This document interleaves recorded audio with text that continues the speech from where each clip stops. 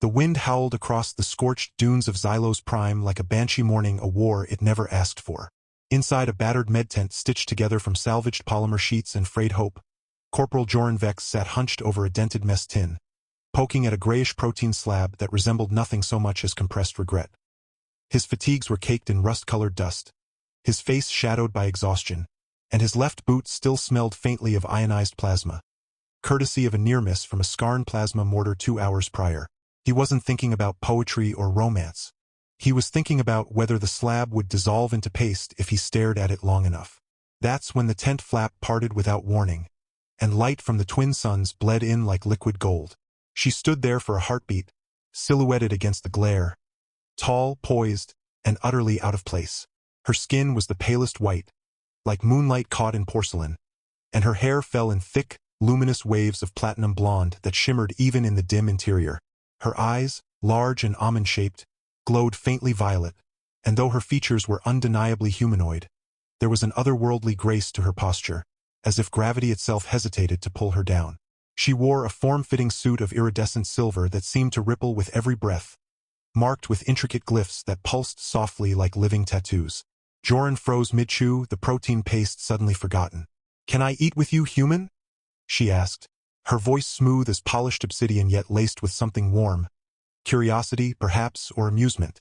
Joran blinked. You speak standard?" "I speak 17 dialects of your tongue," she replied, stepping inside without waiting for permission. "And 33 of my own, though I find yours the most charmingly inefficient." She glanced at his mess tin and wrinkled her nose slightly. "Is that what you call food?" "It's what passes for it," Joran muttered, still too stunned to move. He'd seen her before, of course, everyone on the front had. Princess Lyra of the Valen Concord, emissary of peace, daughter of the High Matriarch, and the most wanted non-combatant in the quadrant. Her presence here, in the middle of a war zone where human and Scarn forces had been locked in brutal stalemate for 18 months, was either an act of suicidal bravery or divine madness. Possibly both. She lowered herself gracefully onto the crate opposite him, folding her long legs beneath her like a cat settling in for a nap. "I've been watching you," she said simply. Joran nearly choked. "Watching me? You're the only human in this battalion who hasn't tried to either arrest me or propose marriage," she said, a faint smirk playing on her lips. "I find that intriguing." "I'm just trying to survive," he said, rubbing the back of his neck. "Marriage isn't exactly high on my to-do list between dodging plasma bolts and rationing water." Lyra tilted her head, studying him with those luminous violet eyes. "You have a dry sense of humor. I like that." She reached into a small pouch at her hip and pulled out a small, pearlescent fruit that glowed faintly from within. She bit into it, juice glistening on her lips. "This is a ZYN fruit. Grows only on the cliffs of Vela's third moon. Sweet, isn't it?" Joran stared. "I wouldn't know." She offered him half. He hesitated, then took it. The flavor exploded in his mouth. Honey, citrus, and something indescribably alien, like starlight made edible. For the first time in weeks, he smiled. "You're not what I expected," he admitted. "And what did you expect?" she asked, arching a perfect eyebrow. "A diplomat. Cold. Calculating. Not this." "This?" she echoed, amused. "Yeah, this. Standing in a war-torn tent, eating weird space fruit with a grunt who hasn't showered in 3 days. You smell like ozone and courage," she said, deadpan. "It's oddly attractive." Joran laughed. A real laugh, rusty from disuse. "You're messing with me." "Perhaps," she said, her smirk deepening. "But not entirely."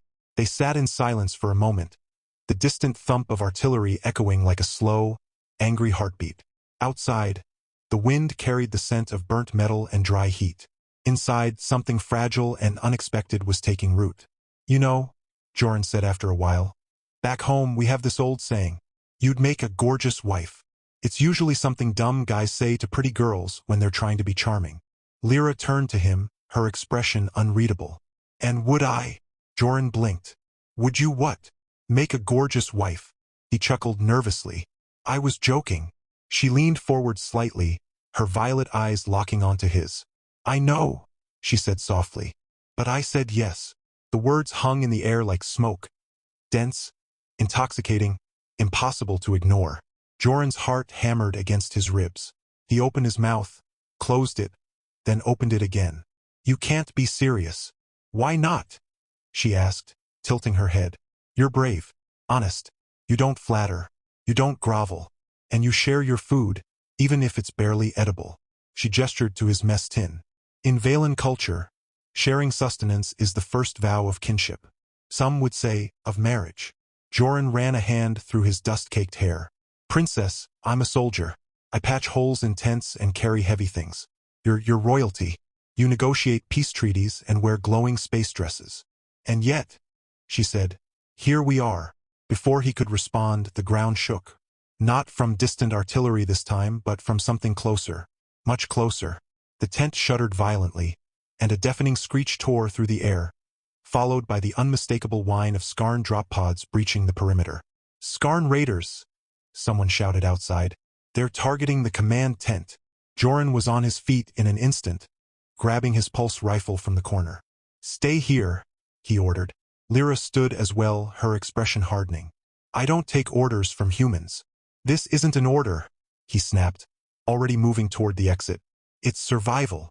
She followed him anyway. Outside, chaos reigned. Crimson drop pods had slammed into the sand just 50 meters away, their hatches bursting open to disgorge hulking Skarn warriors. 7-foot-tall reptilian horrors with obsidian scales, glowing red eyes, and plasma claws that crackled with lethal energy. They moved with terrifying speed, cutting down medics and engineers alike. The human defenders were outnumbered and outgunned. They're after you, Joran realized, ducking behind a supply crate as plasma fire seared the air above his head.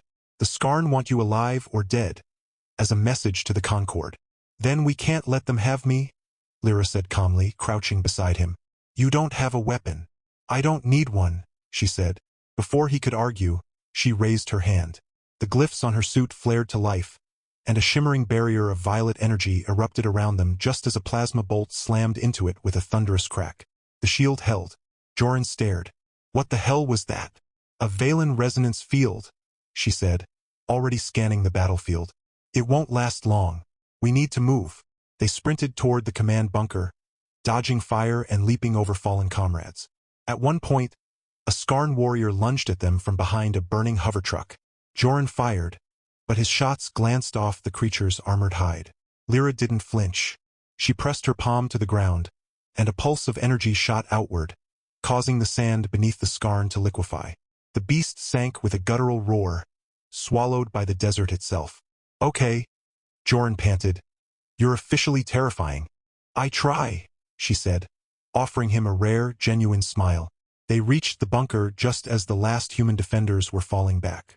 Inside, Colonel Raskin, gray-haired, grim-faced, and missing 2 fingers, was barking orders into a cracked comms unit.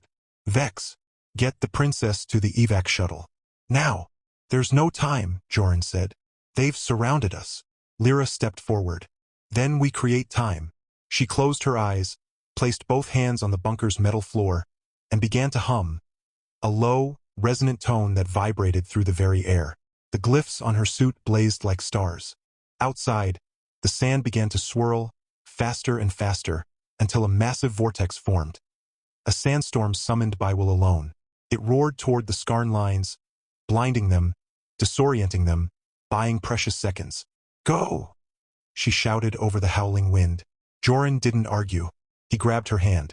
Her skin was cool, smooth, electric, and pulled her toward the rear exit. They ran through the storm, sand stinging their eyes, the world reduced to a blur of ochre and fury. The evac shuttle, a battered Osprey-class dropship, was waiting on the ridge, engines screaming. They barely made it inside before the ramp sealed shut. The shuttle lurched upward, dodging plasma fire as it climbed into the bruised twilight sky. Inside, Joran collapsed against the bulkhead, gasping. Lyra stood by the viewport, watching the battlefield shrink below, her expression unreadable. You saved us, he said. I saved you, she corrected softly. Silence stretched between them, filled only by the thrum of the engines. Then Joran spoke again, his voice rough. Back there. When I said you'd make a gorgeous wife, I didn't mean it as a proposal. I know, she said, turning to face him. But I meant it when I said yes. He looked at her, really looked. Not as a princess, not as an alien, but as someone who had stood beside him in hell and hadn't flinched. Someone who shared strange fruit and summoned storms and looked at him like he mattered. "Why?" he asked.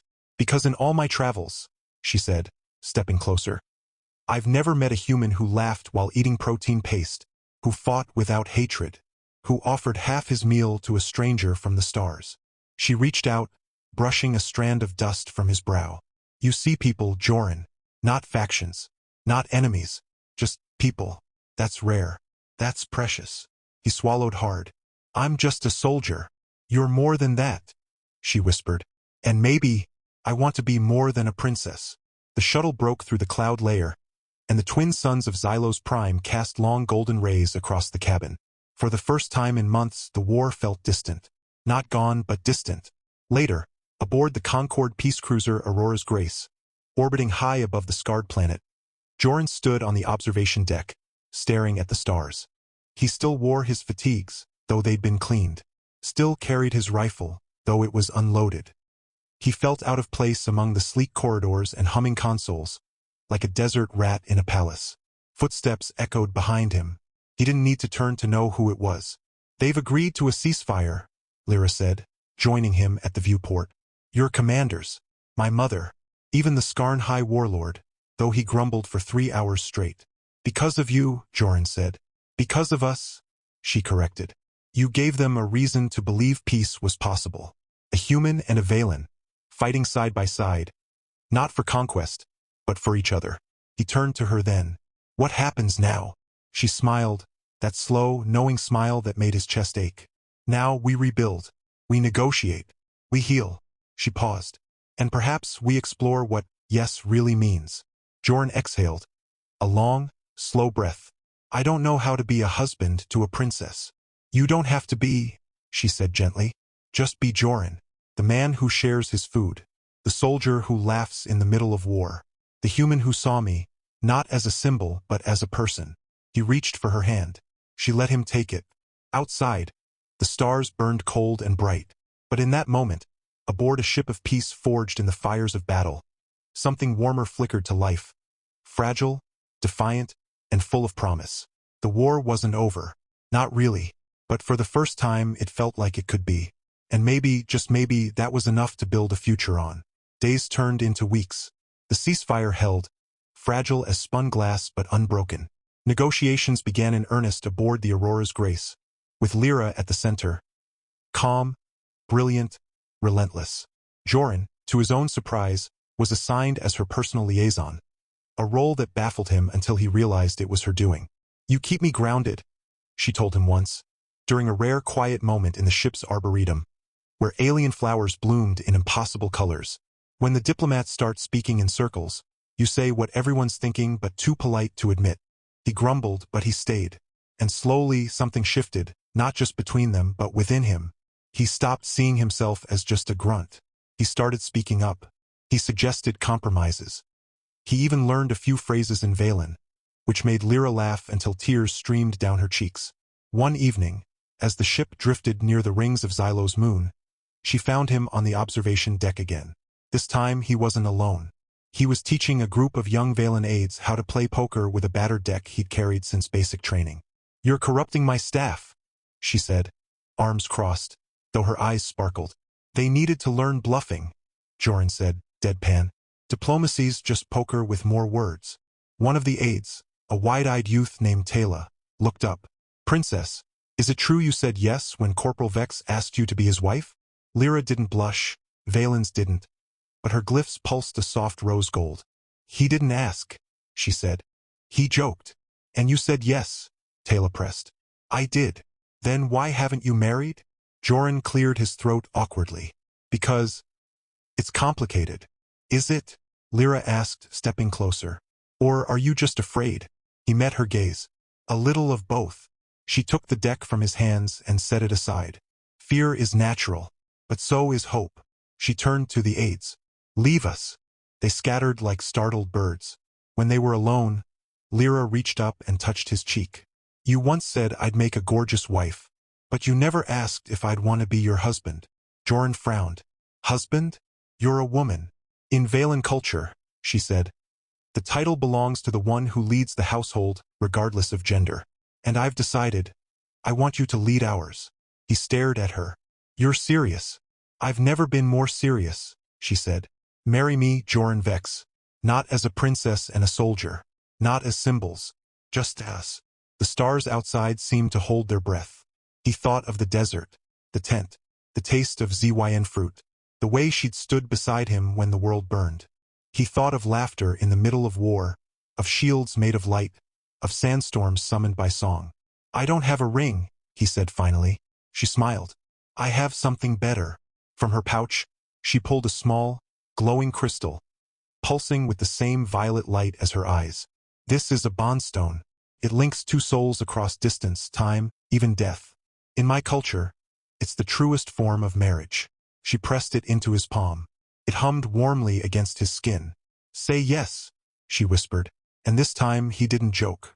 Yes, he said. The crystal flared, bathing them in soft violet light. Somewhere deep in the ship, alarms began to blare. Not of danger, but of arrival. A priority transmission from Earth Command. The Skarn had broken the ceasefire on the outer rim. War threatened to reignite. But in that moment, holding the bondstone and Lyra's hand, Joran felt no fear, only purpose, because now he wasn't just fighting to survive. He was fighting for a future, and for the first time that future had a name. The bondstone's glow faded into Joran's skin like a whispered promise, leaving behind only a faint warmth in his palm and a quiet hum in his chest. Something deeper than memory, closer to instinct. He barely had time to process it before the ship-wide alert blared again. Sharper this time, laced with urgency. Red emergency lights pulsed along the corridors as crew members sprinted to stations. Lyra's expression shifted instantly from tenderness to steel. The Skarn didn't just break the ceasefire, she said, already moving toward the command bridge. They've struck the Helios relay, a neutral communications hub. If they control it, they can jam all peace transmissions across 3 sectors. Joran followed, pulse rifle slung over his shoulder despite being aboard a diplomatic vessel. Old habits clung like dust. Why would they risk that? They agreed to talks. Because someone doesn't want peace, Lyra replied grimly. On the bridge, holographic star maps flickered above the central console, showing the Helios relay engulfed in crimson markers. But something was wrong. The Skarn assault pattern was too precise, too coordinated for their usual brute force tactics. And then Joran saw it. The insignia flashing on one of the attacking vessels. Not the jagged fong of the Skarn war clans, but a stylized serpent coiled around a shattered planet. The mark of the Obsidian Syndicate. His blood ran cold. That's not Skarn. That's mercenaries. Lyra's eyes narrowed. The Syndicate sells weapons to both sides. They thrive on war. Then they're sabotaging the truce, Joran said. But why now? Before she could answer, a new transmission crackled over the comms. An encrypted burst signal, patched through by the Aurora's Grace's AI. A human voice, distorted but chillingly familiar, filled the chamber. Princess Lyra and Corporal Vex. How touching. You've made quite the fairy tale out of blood and sand. Joran stiffened. That voice. You recognize it, don't you? The voice purred. You should. I watched you bleed out your squad on Kestro's Ridge. You were the only one who crawled back. It was Commander Drelvoss, former Alliance intelligence, dishonorably discharged after accusations of war profiteering. Joran had reported him, testified against him, thought he'd vanished into the black markets of the Outer Rim. He's working with the Syndicate, Joran said, fists clenched. He's been fueling this war from the start. Lyra turned to her chief strategist. Divert all Concord cruisers to Helios.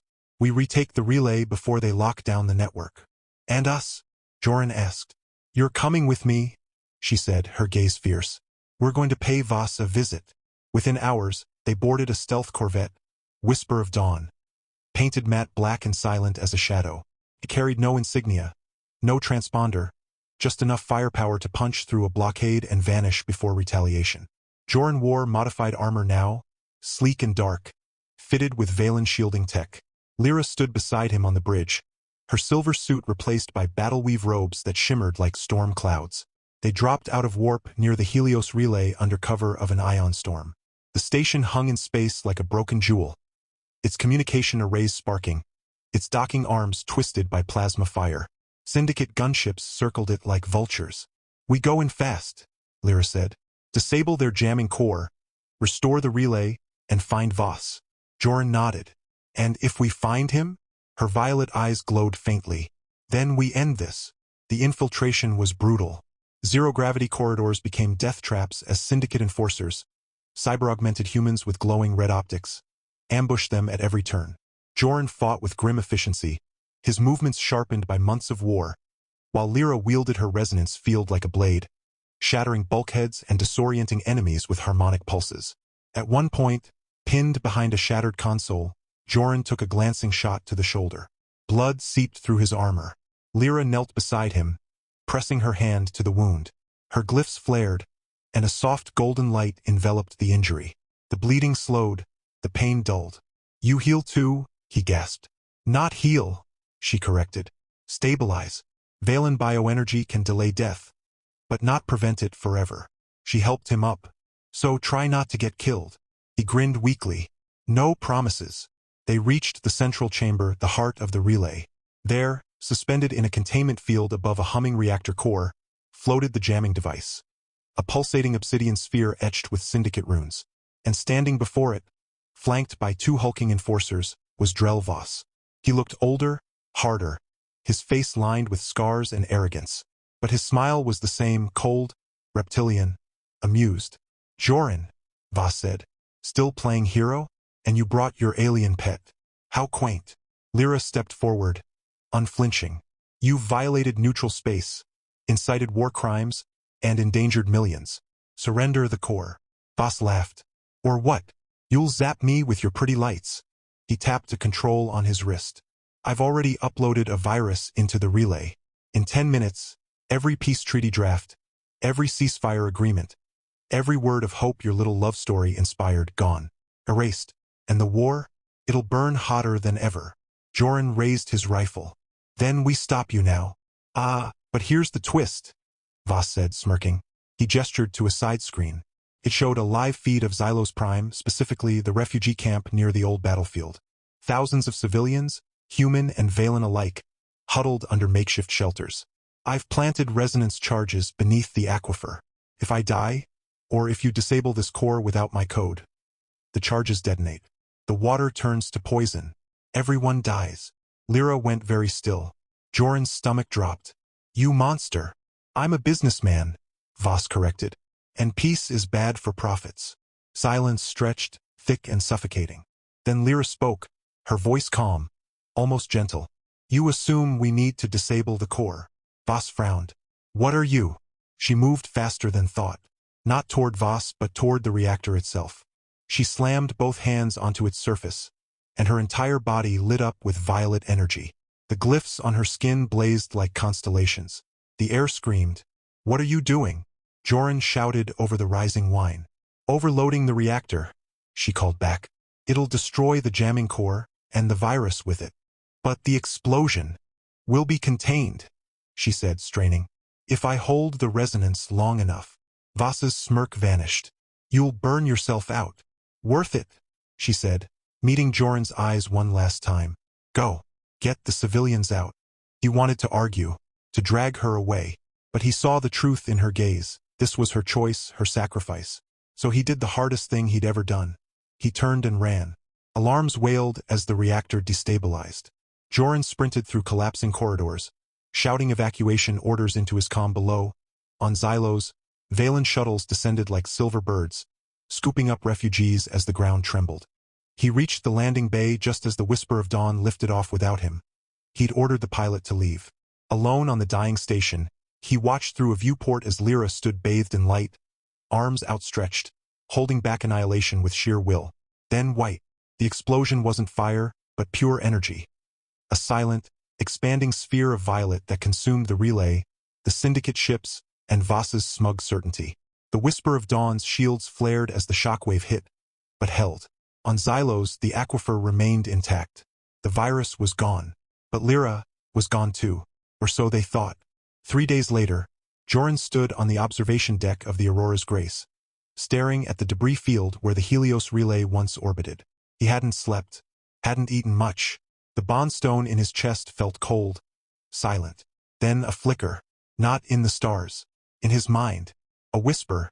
Faint but unmistakable. "Joran," he gasped, clutching his chest. The warmth returned, weak. "But there. She's alive," he whispered. Impossible. Yet the Bondstone didn't lie. He raced to the medbay, where Concord scientists were analyzing recovered data fragments.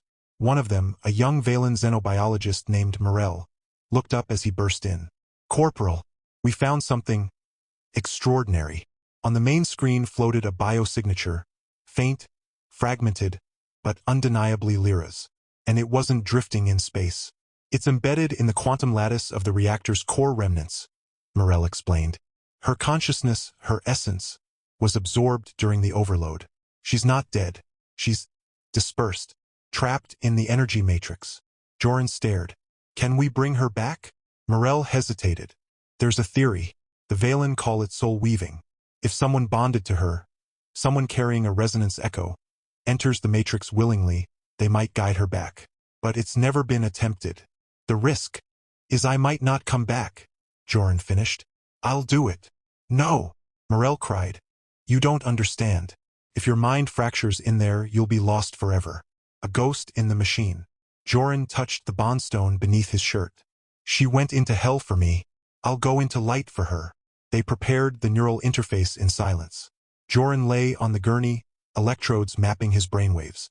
As the machine powered up, Morel placed a hand on his arm. "If you see her," she said softly, Tell her the Zuan fruit trees are blooming on the embassy terrace. She loved those." Joran smiled. "I will." Then darkness. Then light. He stood in a vast, endless expanse of swirling violet energy. Stars made of memory, rivers of song. And there, in the center, curled like a sleeping child, was Lyra, translucent, fading. "Lyra," he called. Her eyes opened. "Joran? You shouldn't be here. I told you I'd follow you anywhere," he said, kneeling beside her. "Even into the void." She reached for him, her hand passing through his. "I'm dissolving. The matrix is too chaotic."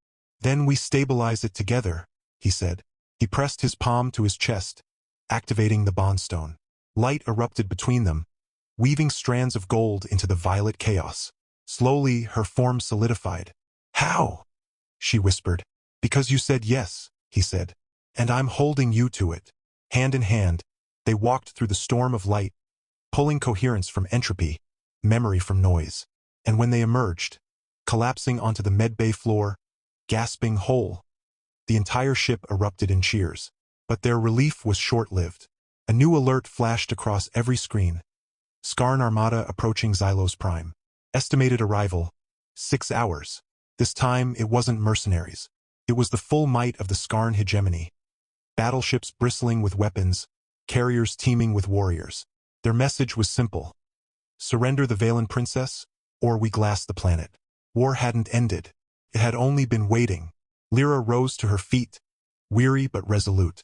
She looked at Joran, and in her eyes he saw not fear, but fire.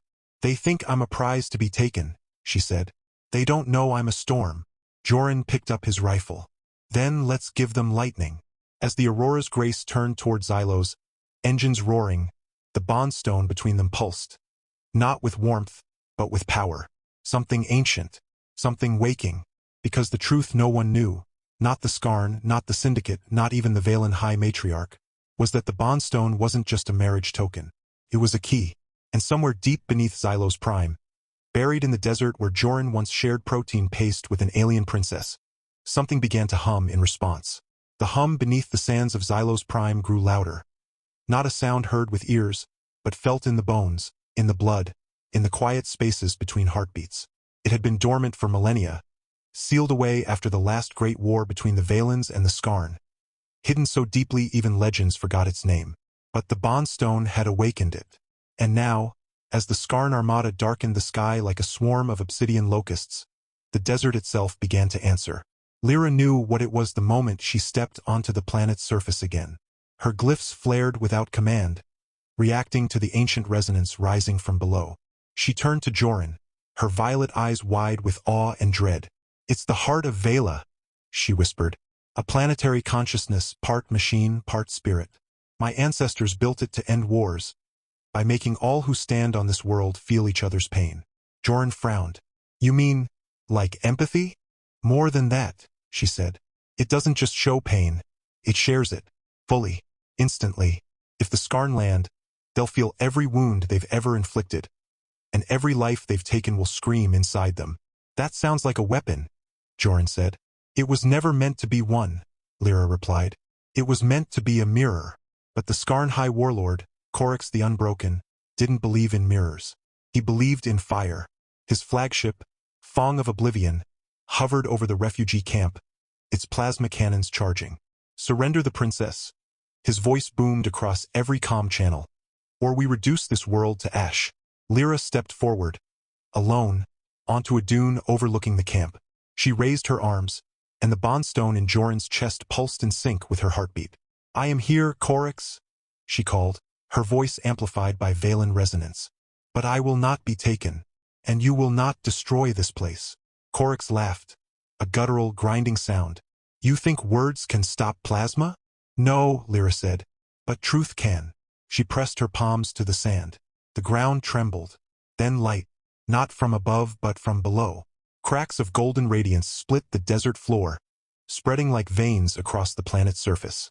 The hum became a song, a low, mournful harmony that wrapped around every living thing. The Skarn warriors in their drop pods froze mid-descent. On the flagship, Coryx clutched his chest as memories not his own flooded his mind. A human child crying over a dead parent, a Valen elder shielding a Skarn hatchling during a truce, a medic from all three species working together in a field hospital long forgotten. He saw his own past not as glory, but as grief. Every village he'd burned, every surrender he'd ignored, every life he'd crushed beneath his boot. And for the first time he felt it all not as a conqueror but as the conquered. He screamed. Across the armada, Skarn soldiers dropped their weapons, writhing in shared anguish. Some wept, others knelt. The cannons powered down. On the ground, humans and Valens watched in stunned silence as the enemy transformed before their eyes. Not into monsters, but into beings capable of remorse. Coryx's voice crackled over the comms. Broken. What have you done? I showed you what you refused to see, Lyra said gently. Yourself. Hours later, under a sky washed clean by the twin suns, the first peace summit in over a century began. Not in a sterile chamber, but in the desert, around a shared fire. Coryx sat across from Lyra, his armor scorched and dented, his pride humbled but not broken. Joran stood nearby, not as a soldier, but as witness. The terms were simple. No more war. No more syndicate interference. Joint stewardship of Xylos Prime as neutral ground. And the heart of Vela would remain dormant, its power too great for any one side to wield, but its memory would be taught to every child, human, Valen, and Skarn alike. As night fell, Joran walked with Lyra to the edge of the camp, where the Ziwan fruit saplings Morel had brought from the embassy now grew in sheltered plots, their leaves shimmering under the stars. You saved them all, he said. No, she said, leaning into him. We did. He wrapped an arm around her, the bondstone warm between them. What now? Now, she said, smiling. We build schools, hospitals, gardens that bloom in 3 suns, and maybe a home. He looked at her, white skin glowing in the starlight, blonde hair catching the breeze, violet eyes full of tomorrow. Where? Wherever you are, she said. And in that moment the war truly ended. Not with a treaty signed in haste, but with 2 souls choosing each other in the quiet after the storm. Weeks turned to months. The refugee camp became a city, New Concord, they called it. Humans, Valens, and even reformed Skarn lived side by side, their children playing in streets lined with Zuen fruit trees. Joran traded his rifle for a teaching post at the new academy, where he taught strategy not as a path to victory, but as a tool for protection. Lyra, no longer just a princess but a co-founder of the Tri-Species Council, worked tirelessly to heal old wounds. And every evening, without fail, they returned to their small house on the ridge, the one with the view of the desert and the stars, and shared a meal. Sometimes it was protein paste. Sometimes it was ZYN fruit. Always it was together. One night, as they sat on the porch watching the auroras dance above the dunes, Joran took her hand. Remember that tent? When you walked in and asked if you could eat with me? Lyra smiled. I remember you looked like you'd seen a ghost. I had, he said softly. The ghost of a life I didn't know I wanted. She rested her head on his shoulder. "And now," he said, squeezing her hand, "I've got everything." Above them, the stars burned steady and kind. The desert slept. And in the quiet heart of a world once torn by war, love, not as grand gesture, but as daily choice, flourished like a flower in the sand. It wasn't perfect. Peace never is. But it was theirs. And it was enough. Years later, on a quiet evening in New Concord, Joran and Lyra sat side by side on their porch, hands intertwined, watching the twin suns dip below the dunes. The war was a memory. The bond stone still hummed softly between them, not as a relic of survival, but as a promise kept. They had built more than peace. They had built a life. And in the gentle silence of the desert they once feared, they found home.